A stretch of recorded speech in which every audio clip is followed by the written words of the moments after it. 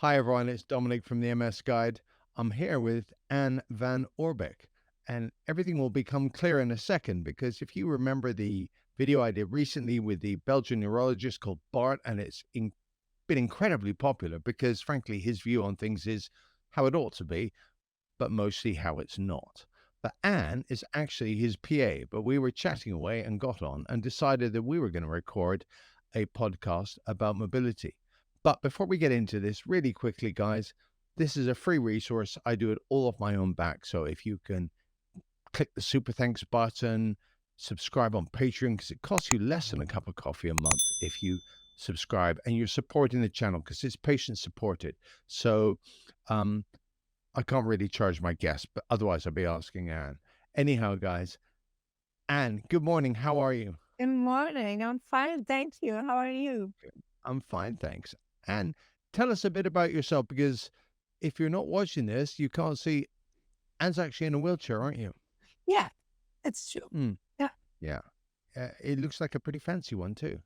Well, it's kind of a sporty one. It So, hasn't got the handles where people can grab it and take control of you and push you around, has it? well, I have a lot of complaints about that because they are very, very low. So people can't reach them. So I had complaints about it, but Right, right. I'm I, the one I've I, who made it. a friend of mine, yeah, well, more than just a friend of mine, people have said they really object when you're in a wheelchair and people just grab it and start wheeling you around like an object I because hate they've it. got the handles. Yeah, I don't. It's like riding a bicycle and somebody grabs the steering. I yeah. don't like it. Uh, Yeah. Yeah, no, I can imagine. Anyway, I'm sorry I interrupt you because I'm always fascinated because frankly it's geeky tech. Um, Tell us a bit about yourself, how old you are, where you live, and essentially how it came to be that you are in a wheelchair. And we're going to talk about mobility issues and about essentially losing your mobility because mhm. you were very active, weren't you? Still are. Yeah. But In a different way. yeah. Yeah, but tell us about stuff. I'm 44 years old. Um, I'm living in Belgium. Um, it's 100 kilometers from Brussels. And I was diagnosed in 2005.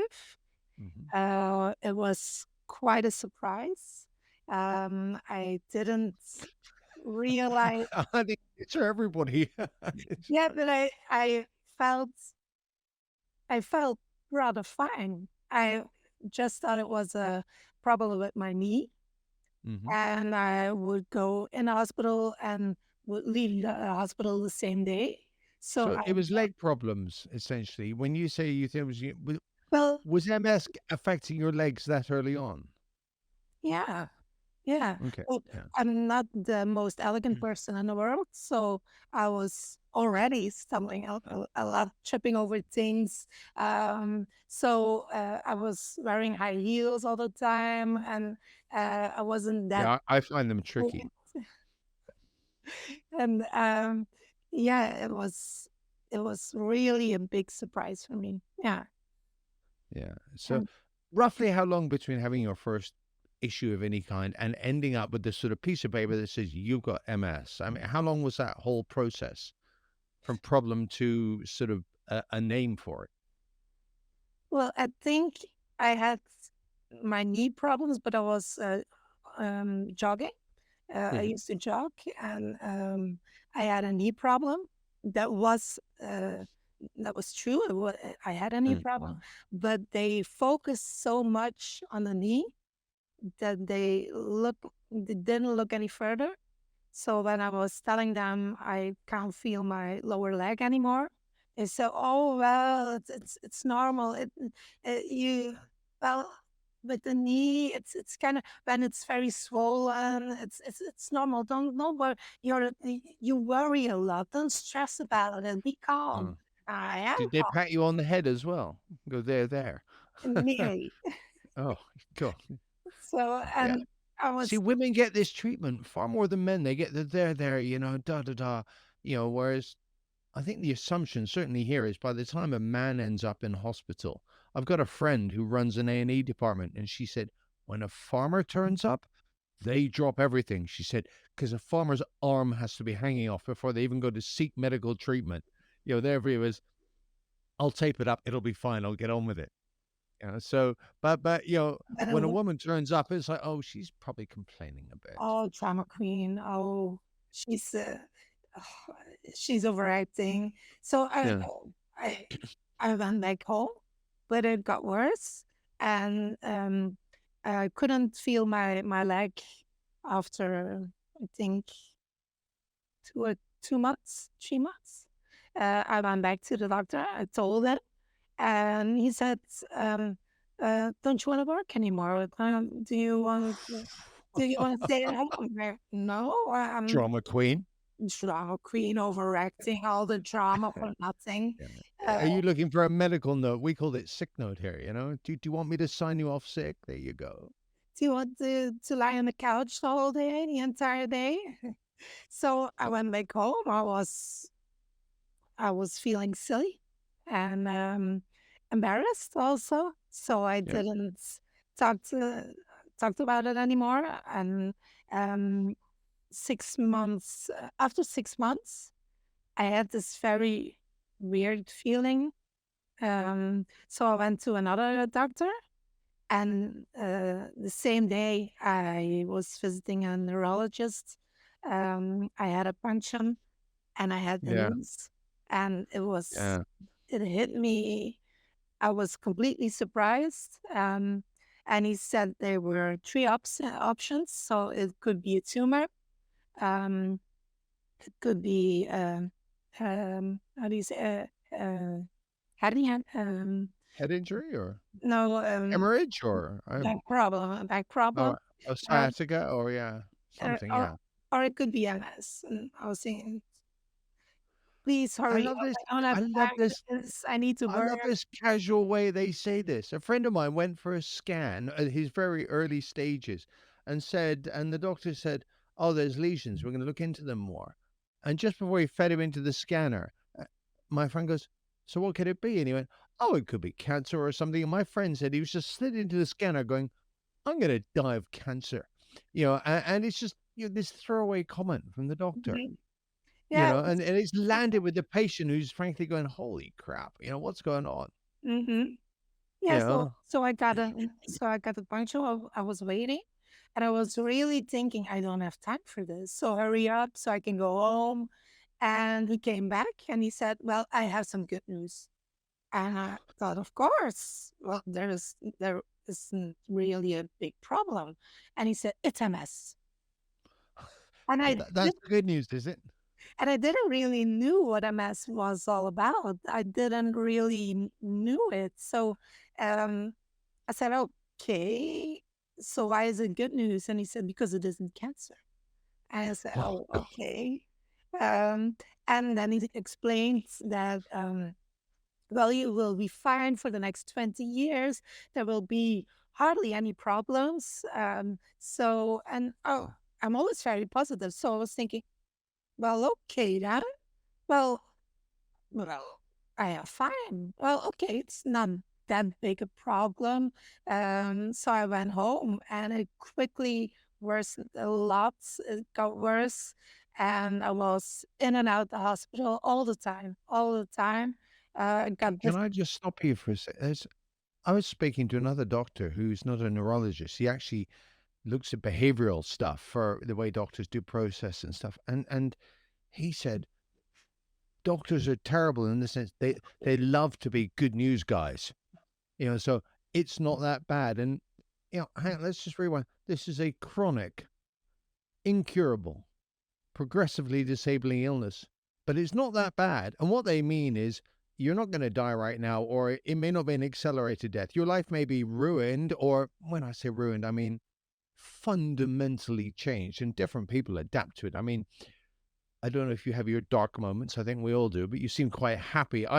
If you took me Oh, from now and put me in a wheelchair, I'd be pretty pissed off. well, Yeah. if you would have told me 18 years ago, uh, I don't know how I would have reacted, but Mm, now it kind of well, and that's the problem with the mobility issue. mm, I went into a stage where a phase where I was happy, where it was a relief to got to get the wheelchair because but then I have to start at the beginning. So, Uh, yeah, no, I'm sorry. I'm just so always stunned by this.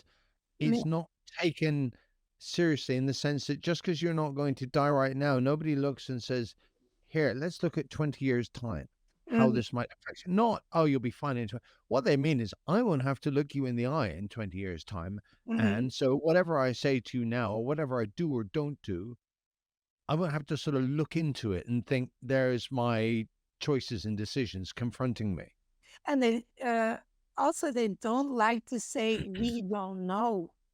We don't. No, no. They Yeah, don't you're right. say it. They just don't want to say it. We Well, don't know. look at your first time. We have a phrase in English: if your only tool is a hammer, every problem looks like a nail.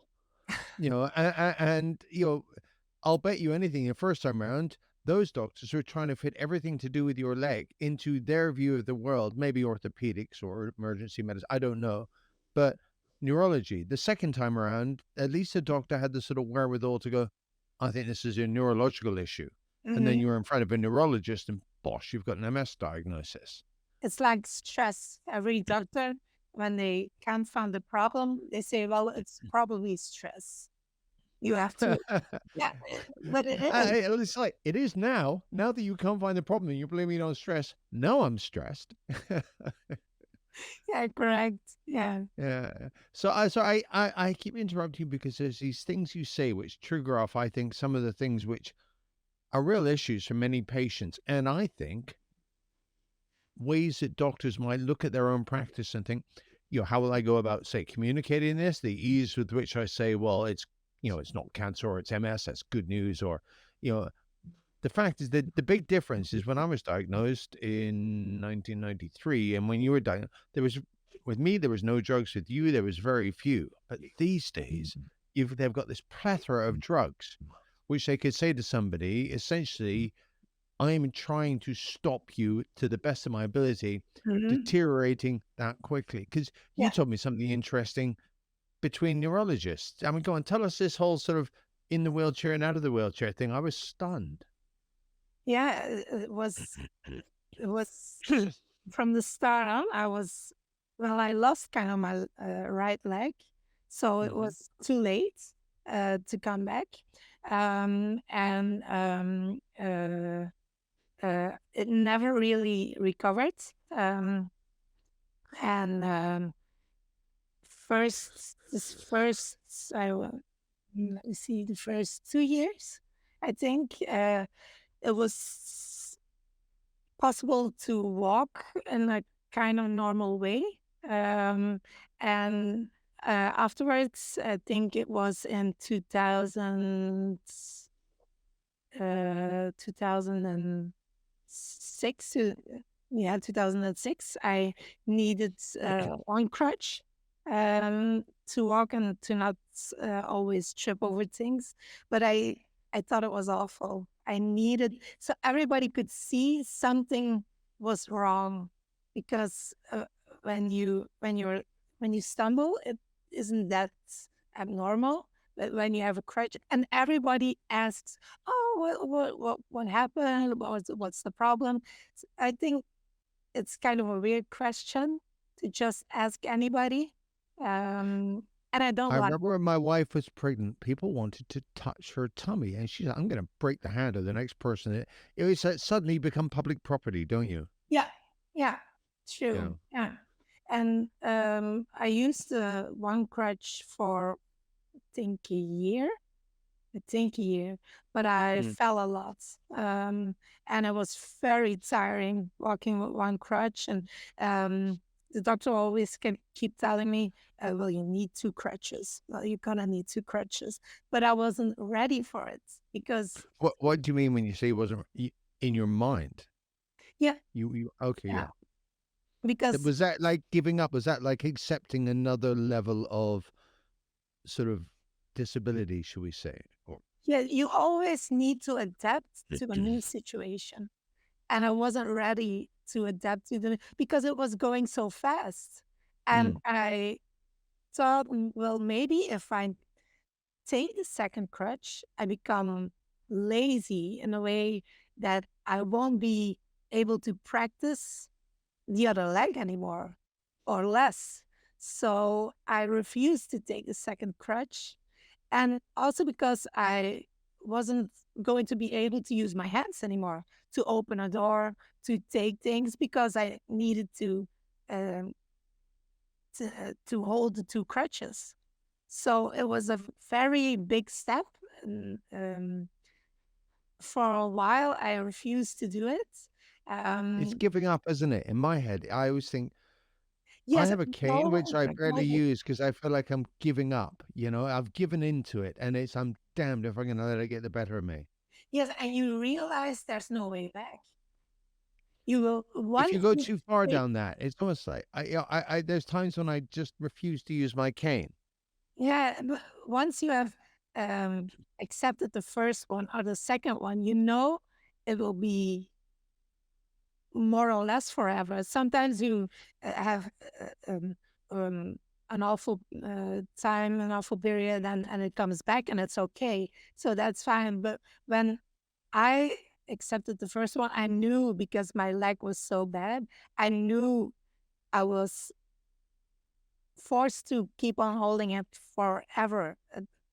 I knew it was going to be like that. So it was very hard. I was in my 20s. I wasn't ready. And I was always thinking, well, the neurologist didn't told me that. I didn't knew this was going to happen. And all the rest, uh, the Can we pull moments back of, a can we pull back a bit? So often, certainly in the UK, the neurologist, I mean, an MS nurse thing, in the sense that somebody who says to you, and I can see that you're starting to rely on a crutch, and realizing that there's going to be these mental issues going on that, you know, we don't know how Anne will do it and Dominic will do it and Bill will do it, but the fact is they're all going to be affected probably because they're losing mobility and ability much earlier than you would expect. Mhm, That's a psychological thing because I have these constants that it's only just starting to happen to me, my right leg. And I've had 31 years, so I just figure I've had a pretty good run of things. mhm, But it, it's it's just a mental thing. You see, I'm I'm 55. It's just I can now be a cynic. If I have a cane, nobody asks me what happened because I just look at them and go, "Well, it was a bad shrapnel wound," and just that should shut them up, or say, "Well, I can't talk," but or it's the war or something. But it parts like the Red Sea. If you're a certain age and you're a male, I'm obviously not an old man yet, but when you've got a cane, public transport, bang, people are jumping up and down going, "Would you like my seat? Would you like my seat?" And I'm going, "I'm fine, I'm fine. I'm just standing here." And the best thing, I went to ECTRIMS, the medical conference. mhm, I used to travel a lot on planes for work, and it's just there's always a scrum getting on the plane and all this kind of stuff. And unless you've got sort of executive cards or whatever where you can cut the queue, but my God, you turn up with a cane and they single you out and go, "Mr. Shabel, would you like to come forward and board first?" And you're going, "Oh, this is fantastic. Yes, please." And I just feel cynical because I think if you want to make assumptions about my inability to do things, because you see a cane, mhm. it's not my problem. I'm not faking it. You decided that, so I will take advantage of it. Thank you. But Yeah, of I course. think it's different. My 21-year-old daughter who's not got MS, but she's like, "Daddy, you're such a cynic." And I'm going, "Hey, I've got MS. I'll take my little wins where I can." Well, I have the same thing with the wheelchair. So when I'm at I'll concert bet. festival and I have more room, more space, uh, I You're think not being surrounded at your Pearl Jam concerts by like tons of people. Yeah. correct. Yeah, yeah. So True. I happen to know Anne's a Pearl Jam fan, so it's we were chatting about Smashing Pumpkins, Exactly. things like that. Yeah, Yeah, yeah. yeah. So it's And yeah, Soundgarden, Pearl Jam, Smashing yeah, Pumpkins. Yeah. yeah, yeah. Nirvana, go and say Nirvana. Yes. Yeah, Yeah. obviously. Yeah. Yeah, Absolutely. Yeah. Yeah. yeah, yeah. But back to, so you're fighting this mental battle essentially, and this is what I want to bring out in this discussion is, I guess, how you handle it. I mean, it's just I can't really comment on it because I'm at the very beginning of this, should we say? Whereas, how do you deal with it? You know, that you're going from one to two, then you can't open doors, and then it's, you're what, 20 or 30, or like in 20s or 30s, Late then 20s. you can't carry bags and stuff as easily, and You have to ask. everything's slow time. Yeah. Yeah. Or your cane drops in a store and you're standing there losing your balance and you need to hold grab something to not just fall on the floor and people and you're hoping people will take the cane, take the crutch and give it to you because you can't Yeah. grab it yourself. So it's a feeling And of they don't know what to do, and everyone's looking at you, and you're the center of attention now, whether you want to be or not, because they're all going, "Oh, look at the cripple! They're about to take a dive." yeah, yeah, yeah.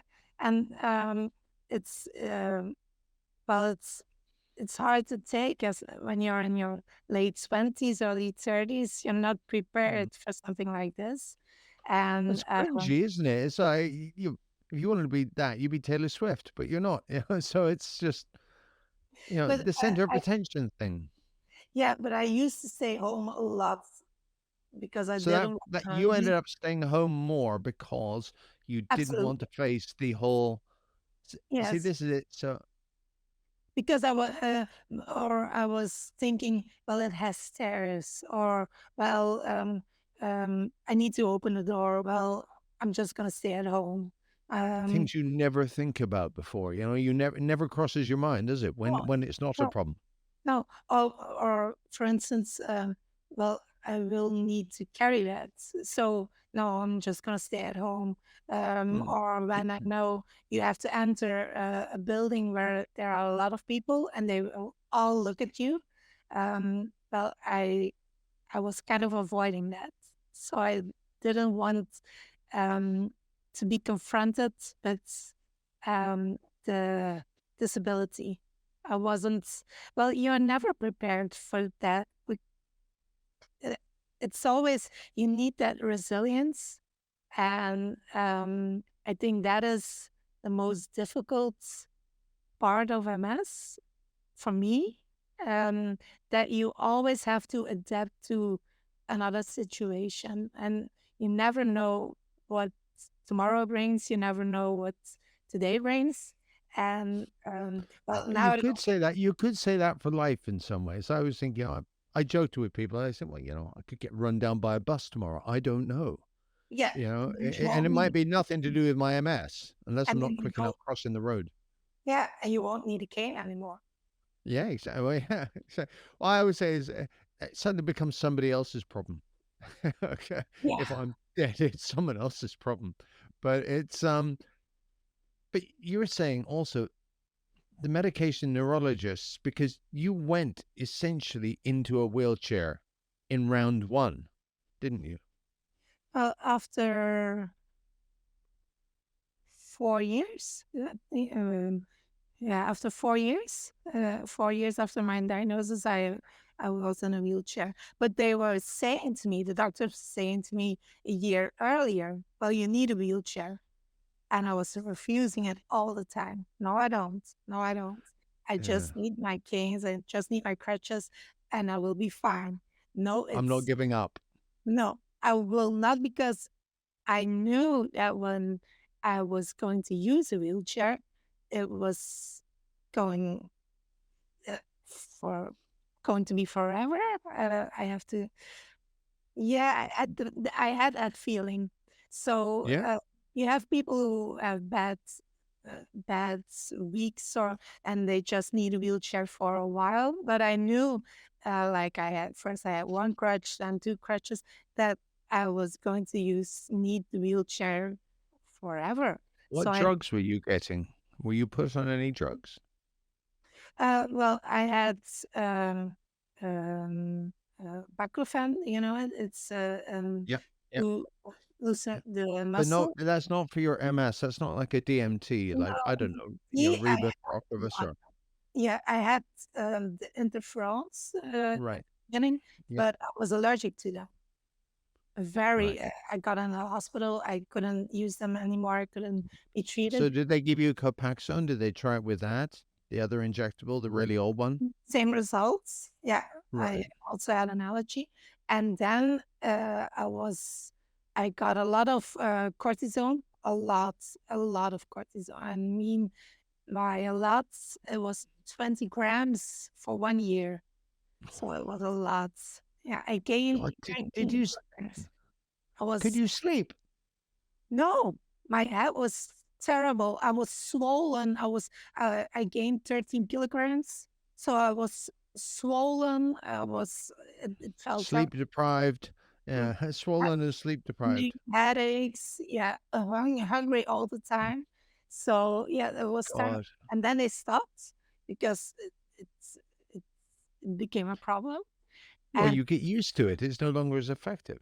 No, yeah. And then then they said, well, we cannot treat you anymore. We don't know what to do anymore. So they sent me to another hospital. Um, Hang on. um, How did that make you feel when you're that age and they say, we can't do anything anymore? So you gain 13 kilograms, which, if you think in pounds, that's 2.2 pounds per kilogram. So that's, what is that? It's 26, it's about 30 pounds. yeah. And there's not a lot of you. So if you gain 30 pounds, it must have been quite noticeable. Yeah, yeah. And it felt terrible. And at first I thought it was fat. So I didn't know it was uh, water that Yeah. was. Water retention. Yeah. Yeah, yeah, I didn't know that. Nobody told me that And that you're a could. young woman and you're very body conscious and image conscious, and all of a sudden that's happened. Yeah, yeah. And when I lost it over 2 nights. I was terrible. It felt terrible. I was so Mm. sick. I was so sick because my body couldn't follow that rapid, that fast. And No. afterwards, I heard in the hospital that it was dangerous. You could die from it. You could have a heart attack by losing that much weight in 2 nights. So I didn't know. I love that. You might die from mistreatment, but not from EMS. Yes. So, okay, so they move you to another hospital. You are at what age now? In your Um, 30s? it was, I think it was 2006. It was 1 year after. Oh, wow. So that far. So 1 year One, to one or one one crutch, two year. crutches, wheelchair, No, and then, still in a wheelchair. And I was using the right, crutches, but I wasn't in a wheelchair then. right, But okay, they were telling me you will need a wheelchair, and I said no, right, I don't. right. Yeah. And then I got into the other hospital, and they said, well, it's quite a problem. So we only have one solution, and that is metoxantrone. Do you know Yep. it? Yeah. It's Me, not yeah. an I anti. can't say even probably, yeah. No, but it's considered, it's used off label here by some neurologists. It's considered quite effective.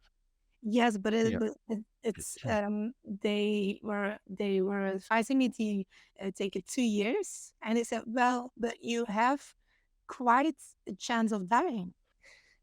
One out of two. So I said, Oh, well, 50-50. Flip a coin. yeah, yeah. And I said, well, do I have another choice? And she said, well, it's not looking that real. It's not looking that good. So there is no other treatment right now. So I accepted and I said, well, let's start next week then. But I was the 2 years after, I was so sick. Mm. It was, my stomach was I couldn't eat properly. I lost a lot of weight. I was very skinny. So Um, you've sort of done this huge weight thing, but also I think that speaks to MS patients' attitude to risk. I personally think many of the neurologists and stuff look at risk through their lens, but when somebody says to you, Anne, you got a 50-50 chance here, flip a coin, and you're still thinking, do you know what? I've been through hell, various crutches, wheelchairs, whatever. I'll take that chance because you want to do anything you can. Yeah, It's poor odds, but you are willing to take them to, potentially improve your future. yeah, because what was the alternative? There was no Exactly. real, there was no good alternative. So You I, were given the choice and you were told it. Many, many people, the doctors think, oh, that's a bit of a risky drug, and they don't even tell the patient. So the patient doesn't get the chance to go, no way in hell am I going to do that, or yes, I'll do I that. needed to sign something. I needed to sign a Yeah. document. So I tell had to sign something with Lemtrada, but it's just like, yeah, you know what? Anyway, moving on, and I signed it as quick as I could because, as far as I'm concerned, had to happen. yeah, yeah, yeah. And then I got into the wheelchair. Um, and I'm thinking if it was during Noventrone. No, it was afterwards. After the 2 years of Noventrone, I got in a wheelchair, and I was really fighting it. I was always hoping that it would change, that my legs were going to get better, that there was some drug that might pop up, but it became very difficult. It became very tiring, and Mm. I noticed that I was putting things off because I wasn't because it was that hard using the crutches, and because I was falling a lot, and wouldn't want to take the risk anymore of walking. And then I decided to get the wheelchair. It was a very hard decision, but when it arrived, I didn't want to use it in public, only at home. But it was a relief. It was, I got some kind of freedom because I was able to go anywhere. Um, and didn't need to postpone things, or because there wasn't any risk of falling. I was You safe. can carry bags on it, it frees your hands up, all this kind of stuff. You know, I could do a whole lot more than I was able to do with the crutches, with the canes. So, but I was embarrassed, and I didn't want to use it when I went anywhere. So I mm, was um, staying at home all the time. I didn't want to go anywhere, and then it was step by step. Um, then I went places where a few people were going, or people I didn't know. That was the first step. So it came gradually. Afterwards, I agreed to show up at places where I knew people. And I first told them, texted them while I'm in a wheelchair. So, and because otherwise they were staring at you all the time. I was Um, saying that's a measure of friends because you know a true friend who doesn't care one way or the other. If it's a problem for somebody, then at least I know I don't want to keep them on my friends list, shall we say? Because if my yeah, wheelchair is their problem, but at least we've identified it. It's kind of flushed out the bigots or the prejudiced people because then now I can just like mark them off the list. You well, know, but I could understand it in some way, because if I wasn't in a wheelchair and I had a friend in a wheelchair, I would be staring also, because I am not used to see people in wheelchairs. Nowadays, it's sure. more common, but then 10, 20 years ago, it wasn't that common.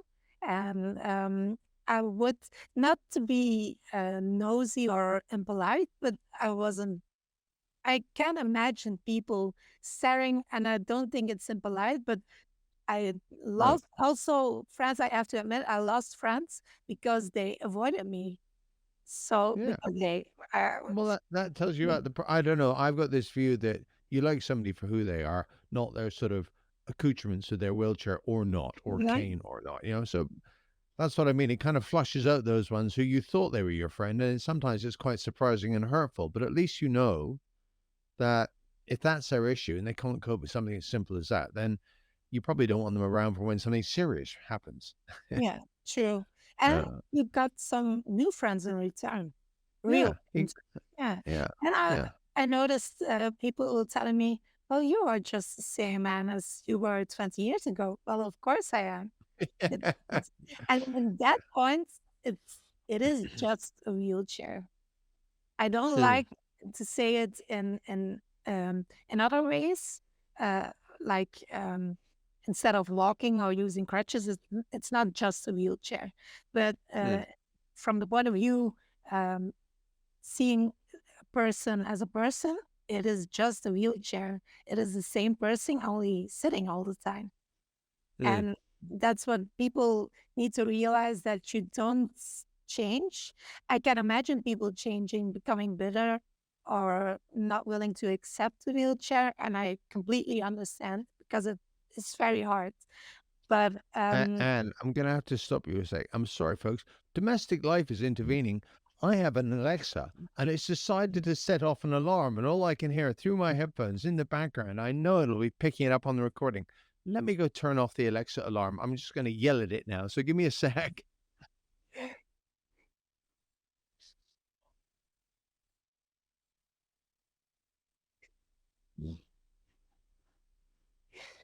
And do you know what that's for, that alarm? It's for my drugs, because I'm on a drug trial and I take it every Wednesday. So I've had to put the alarm on to take it. Is it Wednesday today? yeah, yes, it's Yeah, okay. Valentine's Day. Yeah. Yeah. Oh, Anne, I'm so sorry. You didn't get your card. I'm so sorry. And No, no, yeah, I yeah, yeah, didn't. yeah. So it's but I love this. Having to yell at Alexa because it's reminding you to take drugs because you've got MS and you're on a drug trial and you're having an interview with somebody, and all I can hear in the background is, dee dee dee dee dee dee. It's like you were So- talking to your dog. Alexa, stop. No. yeah, exactly. Yeah, yeah. This one doesn't try and hump my leg though, so it's sorry.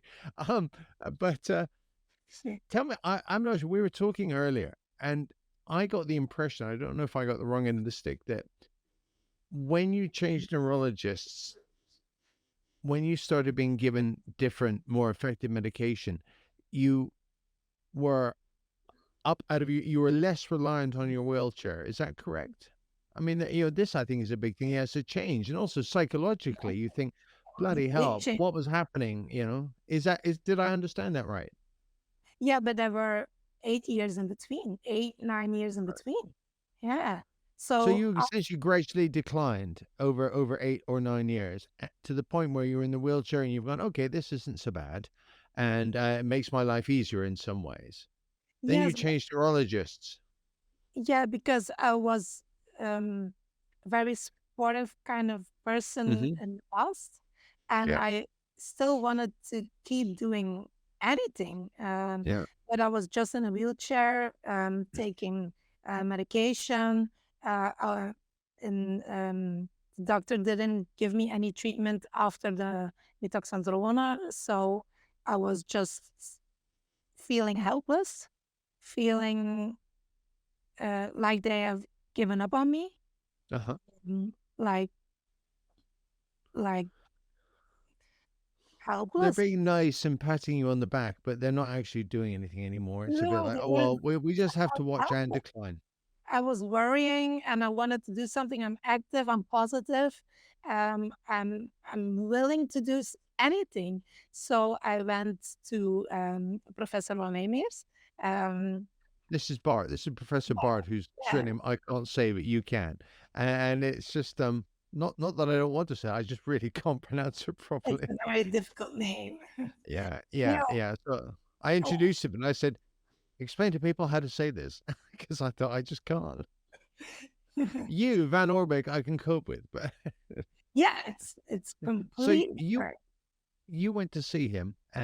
So you I you was went to see astonished. I was so surprised. right. The first time we met, he was asking, "When was your last scan?" When I said, "Well, it was in 2005." And he said, I can imagine his face. "You need a scan every year. What Yeah. about your vote potentials?" And I said, "My what?" He said, "Don't know. I don't know what you're talking about. And he said, and what was your blood like? Well, I think it's fine. I don't Because know. when you realize you've been shelved, essentially, it's just, I mean, the feelings, there's the relief that somebody's taking this seriously. And then there's the, Was what the there hell's also been the going on for the anger? last 6 years? Say again? Yeah, but also the anger of, uh, why didn't I change 8 years ago? Why I lost 8 years? What could have happened in those 8 years?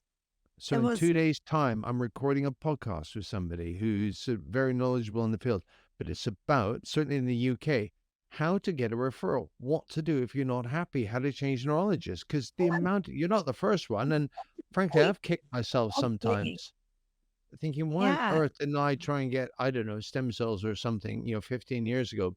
But I've reconciled myself to the fact, but you are, you're angry, aren't you? And you're pissed yeah. off at I was yourself.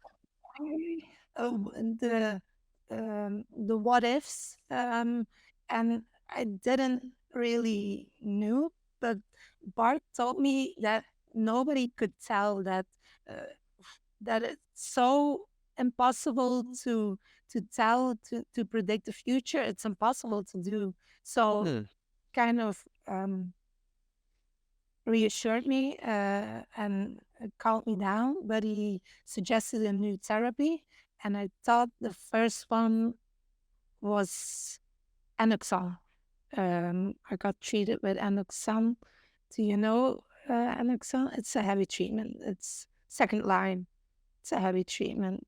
It's almost third line. No, it's not the second line. It's almost it's Do you past. know the As do you know the sort of chemical name like alemtuzumab or no, ocrelizumab or something?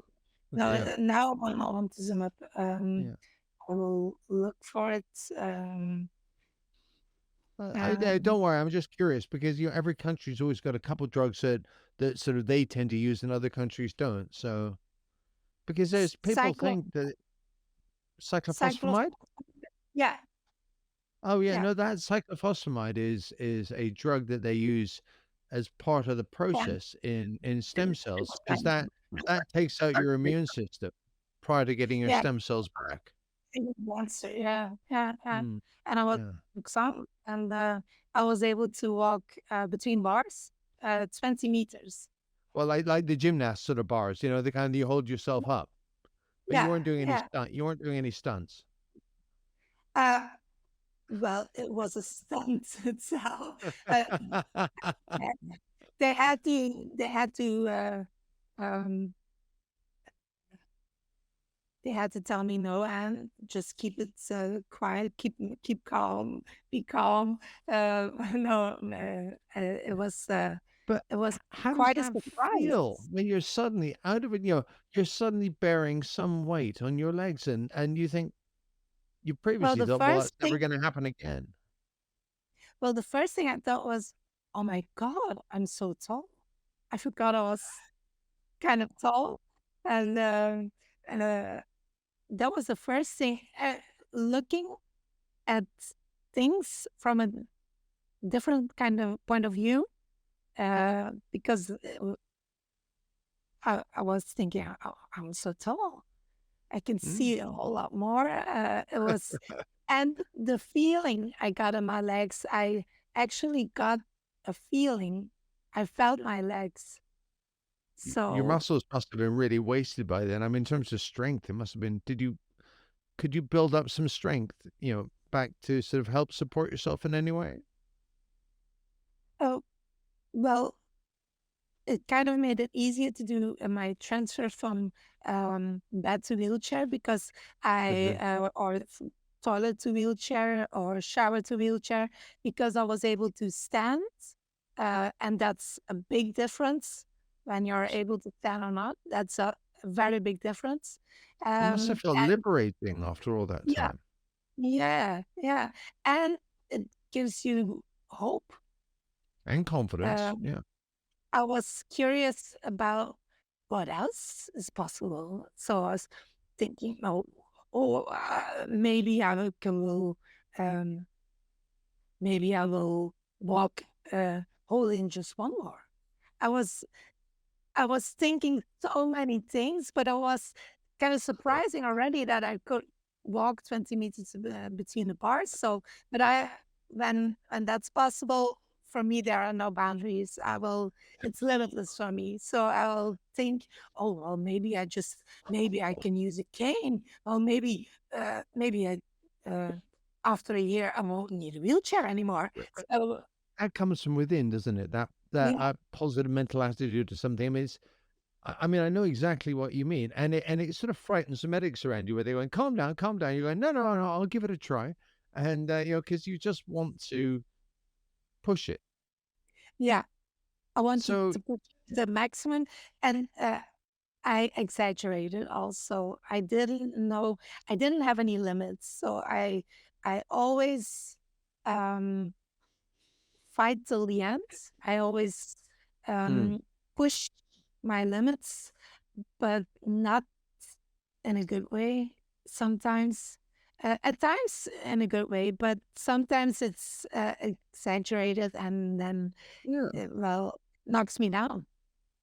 So yeah. then I have to get back up again, start all over again, start from the beginning again. And then I had COVID. Then came COVID. I mean, that was a big thing for you, wasn't it? I remember you telling me it is, but back to, I've got a phrase that said, "I want to die trying," and it's, as opposed to, I'd rather have the bad things that happen, but know that I tried, rather than I just sat there and Hmm. went, "Oh well, sucks to be me. It's all over now." And so Yeah. that, but Oh, you had an awful well, time with mm, COVID, didn't you? uh, I got COVID right from the beginning when they didn't do a lot from Yes. COVID. And I just lost the right leg completely, um, and a bit of the left leg also. So I was out for months. So you've gone from being Couldn't able to do your walking on the bars to all of a sudden now with COVID, your walking has been taken away from you, and it's sort of completely. COVID working with EMS, should we say? Yeah, They're working together. I think it has an effect uh, on my MS. Oh, Yeah, yeah. I mean, this is something of much debate and no, discussion and well, study and yeah.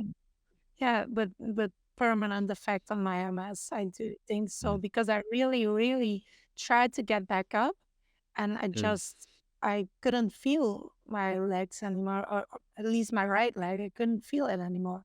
So I was really trying to, do you know where you try to send the message from your brain to your leg? You keep looking at your leg and you think, lift it, but it won't do anything. So I had the that weirdest thing. Have you ever had a nerve block? I broke my right femur on a bicycle, and I had a big operation, but they gave me a nerve block, which you know, I mean, it is just like it says on the tin. It blocks all the sensation, and I could have put a drill into my leg, and it didn't matter what I wanted it to do. The only way it was moving was if I took my hands and put it under it and moved it, because it was essentially a big lump of meat attached to my body. that's how I do it now. Yeah, that's how Yeah. I do it. Yeah, But it's yeah. really Uh, shocking. You don't get it. I don't know when it suddenly goes from one moment you're fine to the next moment you don't decline, but then no, the COVID hit you and it no. just happened. It was like bang, wasn't it? It's just like my Yeah, leg. What happened? yeah. I was frustrated. I was angry. I thought it was so unfair because I Mm. was uh, training a lot. I was training a lot. It was going very well. Um, I didn't. I got kind of like a present. Um, Walking between the bars, and I didn't want to lose it again. I didn't want to lose it Somebody's again. taken your toy away. It's like here's Yeah, a really fun toy when you were yeah, a kid. Now you can't have it. Yeah.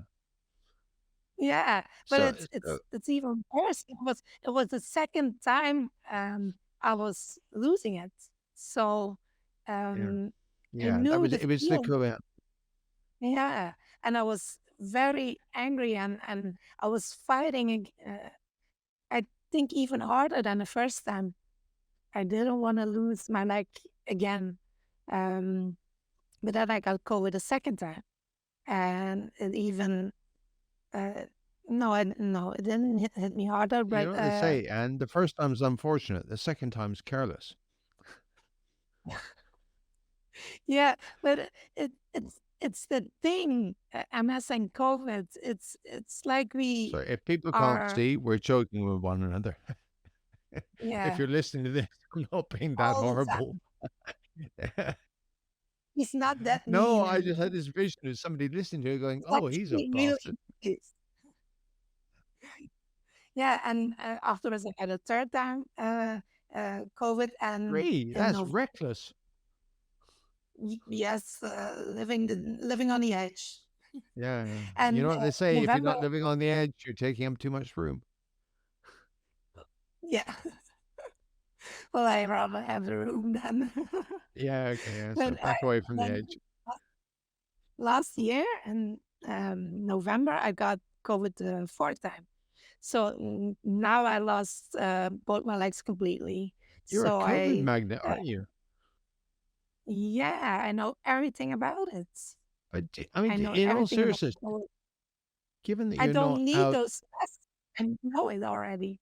yeah, but given that you're not out finding somebody who's coughing and giving them a big kiss every time, getting COVID four times is quite the, I wouldn't say achievement, but it's you know, It's an do you advanced. do you know why? I mean, was there, are you particularly susceptible? Is your immune system really knackered from the No, cyclophosphamide, or you know, but who? now I'm on ocrelizumab. Right, okay, So it's kind of, good, yeah, your immune system is goodbye not B cells. yeah. I So had it it's when I came off it. It took 72 weeks to get a single B cell back. yeah, I don't think I have any B cells left in my body. Yeah, Um, but yeah, it yeah. They've works. moved. They've But moved house, haven't they? They've gone. They've gone somewhere else. They've just left a vacant. I'm glad it exists, and I'm glad I Yeah. can be treated by it. But you are very vulnerable for viruses, so you need to be more careful. But like you said, when somebody coughs, I cannot leave the room when somebody coughs. It's winter. Everybody is sneezing, is coughing. So you cannot avoid people Yep. all the Do you time. wear a mask It, the whole time? no. Do I need to? I know there's people out there that be screaming at you, going, "Yes." It's I the had thing to is, wear it yeah, for what? Oh, yeah. no. The thing is, it's back to No. that But whole wheelchair thing. You know what? People will look at me, all this kind of thing. I mean, you know, do you want to wear a mask the whole time where everybody looks at you and you're in a wheelchair and you have a big mask? Because the masks you need to protect yourself from other people are much more, should we say, beefy than those little blue ones, which help stop yeah, you infecting other people. But if you're just going to be made safer, you need ones that are of a far higher grade with a better seal and all that kind of stuff. yeah, But but I don't believe the mask will save my health because I'm in a wheelchair. I need to grab the hoops. I need to grab mm, um, the wheels. So when the virus is on my hands and I grab the wheelchair, what what good will the mask do for me? I oh grab the yeah, no, no, wheelchair. but Else, I eat something. it's transmitted by airborne particles. So Yes. the main risk. But I'm not trying to sell you a mask or not. I'm just sort of thinking out loud. Because yeah, but everything's a trade off. I mean, I think that's the point. Is you think at what point will my quality of life suffer?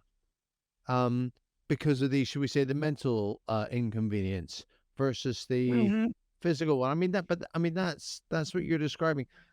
Look, we've chatted for 55 minutes, which is lovely. It's an incredible story to hear. But if you were going to sum up, because if somebody else, and this is one of the reasons, is you're so positive, but if somebody else is facing this sort of decline, because it happens at different speeds, you know, Mhm. what advice, using your experience and looking back, what would you say to somebody to help them sort of Take deal your with it time. better?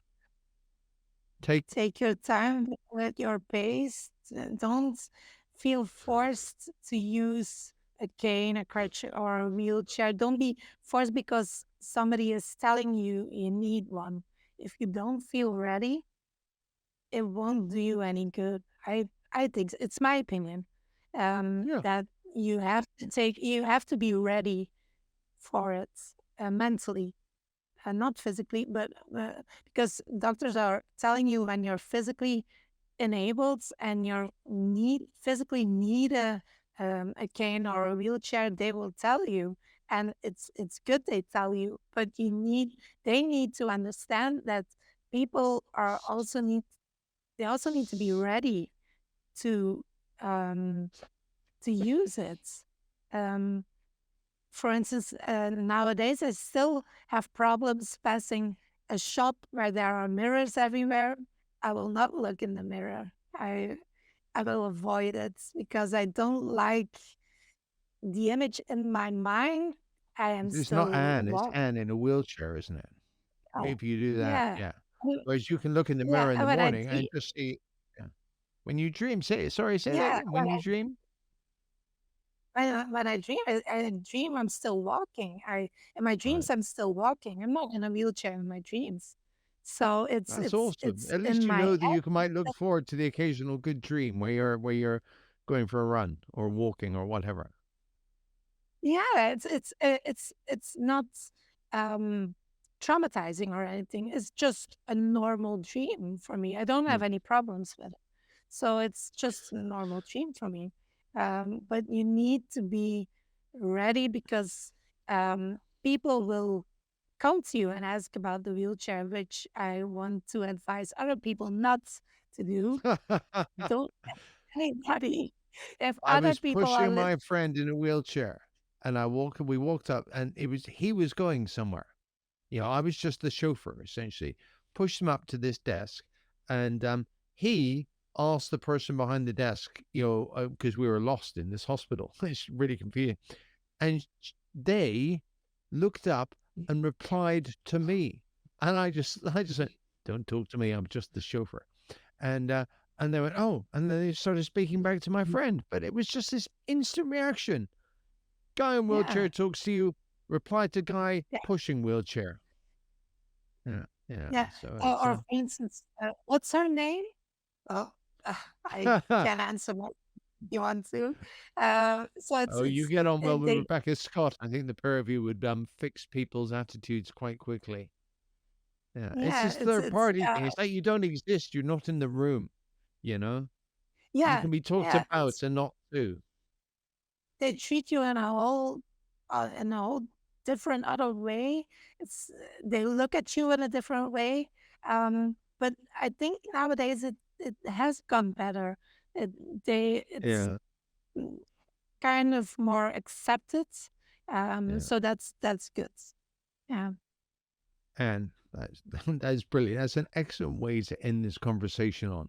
We're seconds off 60 minutes, I think, which is man, I think most people can't bear listening to me for that long. You're fine, but it's you know, I really appreciate you taking the time to come on. It was really lovely that you contacted me because we were talking back and forth about arranging the interview with Professor Bart, and then we got chatting. Yeah. And I said, "Hey, you got to Uh, come on the MS Guide, you know, because," and it was your idea to talk about the sort of losing mobility, because I think that's an awesome yeah. thing. So thank you so much. And I would like Well, to invite you back now. I'm not sure what for, but we can talk about other things. Yeah. Are oh, you happy with that's that? fine. That would thank you Brilliant. All right, Anne. Thanks so much. You have a lovely day. for coming. Uh, See you next time. Bye. You betcha. Ciao. Ciao. Ciao.